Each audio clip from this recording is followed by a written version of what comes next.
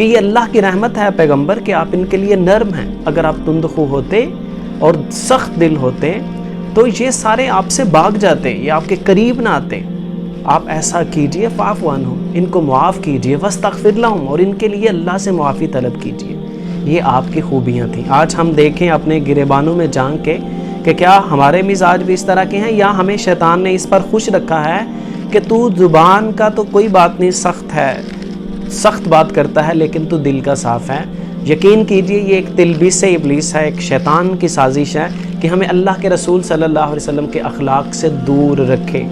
وگرنہ آپ علیہ الصلاۃ والسلام کا مزاج، آپ کا اخلاق، کہ آپ نہ بد اخلاق تھے، نہ سخت مزاج تھے، نہ آپ علیہ الصلاۃ والسلام بازاروں میں اونچی اونچی آواز سے باتیں کرنے والے، نہ برائی کا جواب برائی سے دینے والے، جو اپنا دامن لہو سے بھر لے، مصیبتیں اپنی جان پر لے، جو تیغ زن سے لڑے نہتا، جو غالب آ کر بھی صلح کر لے، اسیر دشمن کی چاہ میں بھی، مخالفوں کی نگاہ میں بھی، امی ہے صادق ہے معتبر ہے، میرا پیغمبر عظیم تر ہے.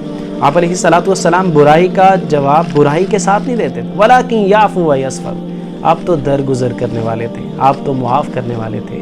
آپ علیہ الصلاۃ والسلام کے اخلاق کو اللہ ہمیں اپنانے کی توفیق عطا فرمائے، کیونکہ اسی میں نجات ہے اور وہی اعلیٰ اخلاق ہے.